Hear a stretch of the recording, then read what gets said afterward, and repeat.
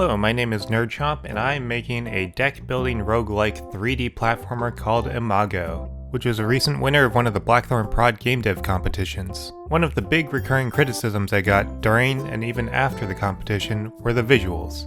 For the first two rounds, the judges told me the game looked too prototypey, and my solution to this, given the time constraints of the competition, was to use free assets in the form of megascans. This was a decent temporary band-aid, but it did cause a few other issues to pop up. Many people pointed out that there is a clash in style between the simple design of the character and the realistic look of the environment. Also, I was still using very cube-like tiles for the platforms, which is quite abstract and doesn't really fit into the realistic-looking world. When the competition ended, I set a goal for myself to reimagine the look and style of Imago. I wanted to find its visual identity. There's also been this online conversation going around about games that look like they've been made in Unreal. There's a certain style and people can tell. And while there isn't anything inherently wrong with that type of look for your game, if that's the type of game you're making, I don't think Imago fits that mold. So I decided to ditch megascans and the realistic approach in favor of a more stylized one. I wanted to make this world more cohesive and consistent. But what style would I land on? I wanted to move away from the extreme desolate feelings that the old style evoked. The build for the competition was about escaping a blizzard, and for that purpose, I ramped up the sense of desolation. I used dark, bland color palettes, somber music, and oppressive snow flurries. And for the competition, it was fine. It served its purpose for a shorter experience. But for a longer game, I think that oppressively somber vibe would fatigue the player. The game is currently no longer about escaping a blizzard. At some point I'll reveal what the new story is. I've already mapped things out and I'm excited to dig more into it, but for now all you need to know is that there's a lighter mood. It's not super light, this will not have a cozy game vibe to it, but I'm taking inspiration from games like Journey, Jusant, and funnily enough, Cocoon. My previous main project, Nectar, which is currently on the back burner, used isolated cell shading. So there were these nectar globs and nectar crystals that affected the world, and inside the radius of these nectars, it was cell shaded. The combination of cell shading and vibrant colors in Nectar made for some very beautiful scenes, so I decided to bring that cell shading over to Imago as well. The next big thing to fix were the cube-like platforms. Without the Megascan band-aid on top, I was back to square one, with just basic-looking, sharp-edged cubes. The square grid was not ideal, and it was the whole reason I chose to use Megascans in the first place. The grid is the biggest factor in making the game feel like a prototype. I needed to figure out some methods to hide the grid. My first idea was to use hexagons instead of squares. Sure, it would still be a grid, but it would feel less prototypey. So I dropped in some hexagons, and I was actually right. The hexagons were a noticeable improvement over the squares, but it was still too uniform and didn't look natural. I needed to break up that uniformity. At this point, I was using a single instance static mesh that was copied and pasted over and over for each platform.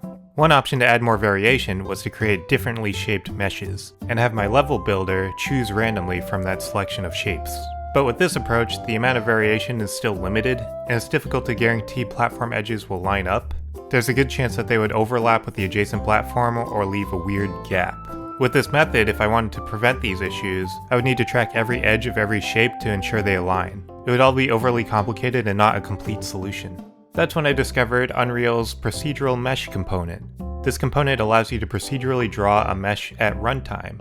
The way it works is you define a set of vertices in an array of vectors, and then you define which vertices it should use to draw triangles. Using a single triangle as an example, I can set 3 vertices, one at 0, 0, 0, one at 0, 0, 50, and one at 50, 0, 0. These 3 vectors are stored in an array, and then I define another array to connect those vectors in a certain order to form a triangle. I wanted to leverage this procedural mesh component to randomize the shape of my platforms.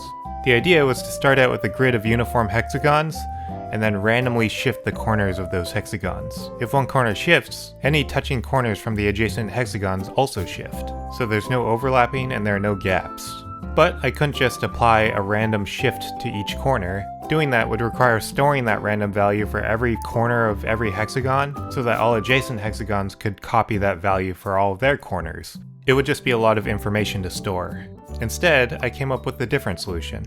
I randomized the position of the hexagon centers, and then from there I would place the corners in equal distance from all the adjacent centers. The corner of one hexagon can only touch 2 other hexagons at a time, which means I need to find a point equidistant from 3 random points.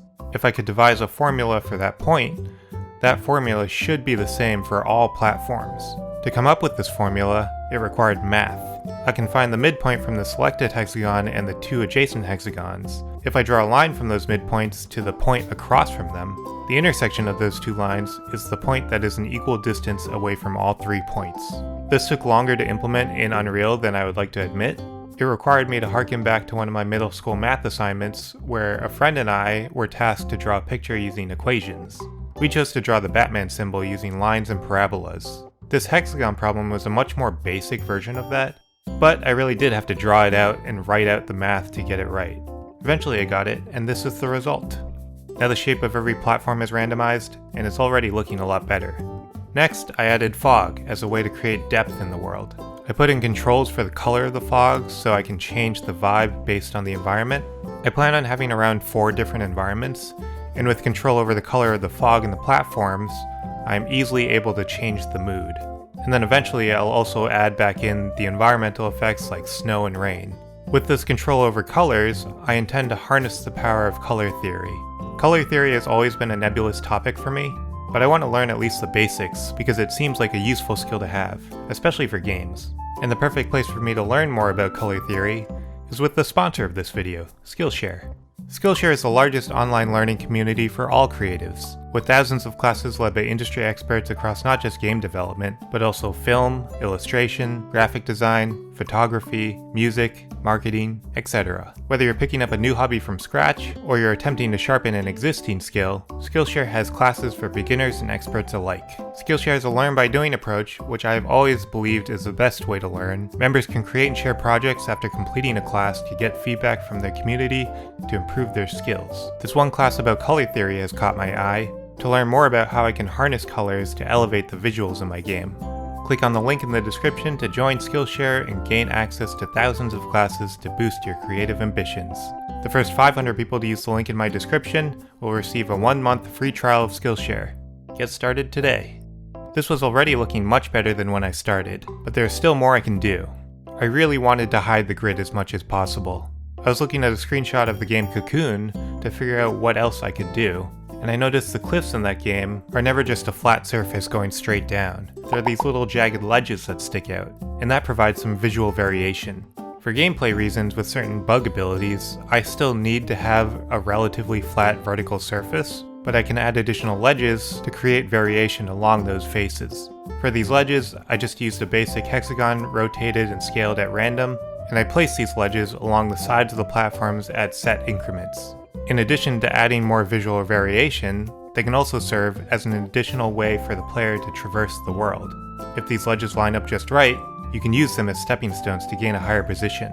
And then the last thing I did was model some low poly rocks in Blender to replace the Megascan rocks I was using previously. Blender's Bisect tool made this pretty easy to do. And this is the final result. It looks much more cohesive than my old style, and the platforms look more natural.